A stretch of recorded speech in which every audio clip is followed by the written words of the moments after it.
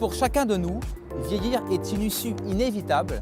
L'art de vieillir bien dans sa peau est désormais une option offerte par la science. Peeling, botox, lifting ou même reconstruction. Pour cette nouvelle émission, vous l'avez compris, immersion en profondeur au cœur de la chirurgie esthétique. Avec au programme des experts, des témoins, mais surtout des explications. La science au service de rajeunissement, c'est un nouveau reportage que je vous propose, signé PCM Productions.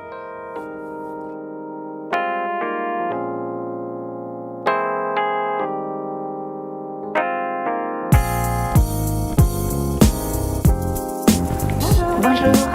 Je vous en prie. Oui. Bonjour. Alors madame, c'est la première fois que vous venez au cabinet, je vais vous faire remplir un petit document, d'accord? Bien sûr. Hop, donc ça c'est pour vous, un petit stylo, une petite feuille. Merci. Je vais vous installer un salle d'attente. Merci. Ce sera juste là. On peut se demander ce qui peut faire peur à un patient pour franchir le pas. Ce qui peut faire peur, c'est le non naturel. Vous savez, en chirurgie ou en médecine esthétique, on ne voit que ce qui est raté. Parce que par définition, quand c'est réussi, ça ne se voit pas. Ouais. Mais il faut qu'il y ait un résultat, parce que si on n'a pas de résultat, effectivement, ça ne se voit pas non plus. Donc il faut à la fois avoir un résultat, c'est-à-dire des photos avant-après très significatives, et à la fois, dans la rue, que le patient puisse se balader sans avoir de stigmate de la chirurgie esthétique. Alors notre reportage, c'est la science au service du rajeunissement. Donc justement, qu'est-ce que la science apporte-t-elle à cette dimension du rajeunissement? Qu'est-ce qu'elle offre? Je dirais qu'elle permet d'abord d'évaluer rigoureusement et scientifiquement les moyens qu'on a, de pouvoir mesurer de façon quantifiable et statistique si tel traitement par rapport à tel traitement est efficace ou non. Ouais. Et elle permet aussi d'évaluer les résultats.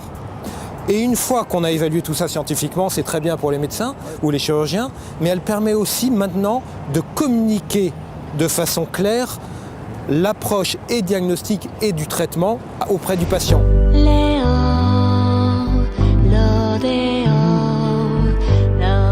Docteur, vous êtes amené à utiliser des outils de haute technologie? Tout à fait, notamment pour les augmentations mammaires. Oui. Par exemple, j'utilise des systèmes de reconstruction en 3D du corps de la patiente qui me permettent de communiquer avec elle sur, d'une part, le résultat que je pourrais obtenir et surtout lui montrer les limites de ce qu'il ne faut pas faire pour rester dans du naturel et dans des résultats harmonieux par rapport à sa silhouette. Ça permet d'avoir, d'une part, un élément de communication, mais surtout d'une communication qui reste quand même dans une rigueur scientifique de ce qu'il faut faire pour avoir une vraie réalité et non pas juste un outil visuel, vous voyez. Souvent, les cliniciens sont assez doués pour donner, d'interpréter eux-mêmes les raisons pour lesquelles ça se passe comme ça. Mais même si on est capable d'en donner l'interprétation, il faut être capable de le mesurer. Et ça, c'est un aspect un peu plus compliqué, vous voyez. Vous êtes capable de dire quelqu'un, il a des signaux d'adrogénia, il a une dose importante du bas du visage. En gros, on sait pourquoi. Mais après, de savoir si le traitement a été efficace et a été correct, là, il faut vraiment être capable d'avoir des outils de mesure précis. Et c'est pour ça que de plus en plus fréquemment, on utilise des outils cliniques et des outils de métrologie. Oui. Il y a une différence entre paraître beau et être bien dans sa peau. Je pense qu'une femme est bien aussi dans sa peau quand les matins, dans la vie qu'on a, et quand les matins on se regarde et on ne voit pas la fatigue marquée. Et ça, il n'y a pas de miracle. Ça, on fait quelque chose pour l'éviter. Bien dans la vie qu'on a aujourd'hui, je parle bien pour des femmes comme moi qui ont travail et qui ne s'arrêtent pas beaucoup dans la journée. Après, tout est critiquable dans la société dans laquelle on vit. L'apparence prend trop d'importance. Alors, il faut rester un petit peu limité aussi. Et c'est pour ça que je dis combattre ou se faire plaisir avec des choses qui sont plus effectives, mais sans changer notre visage, notre apparence, est importante pour la femme actuelle.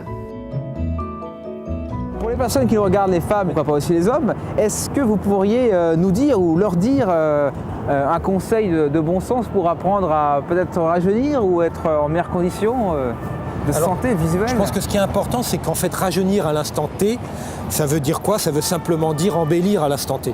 On veut juste être mieux dans son corps, mieux dans sa peau, par rapport à son état d'esprit, par rapport à sa vie dynamique, par rapport à la vie d'aujourd'hui.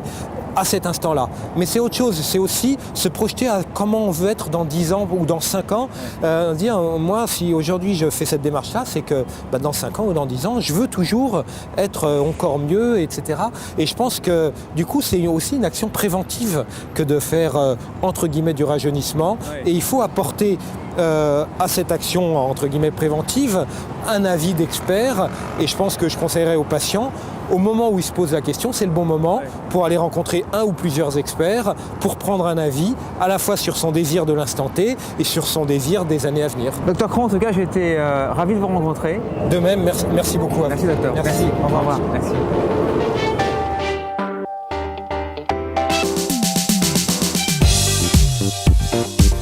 La science au service du rajeunissement se termine. Je vous remercie d'avoir suivi. Un grand merci bien entendu à l'ensemble des participants et notamment le docteur Cédric Cron. Je vous dis à très bientôt pour un prochain numéro. Au revoir.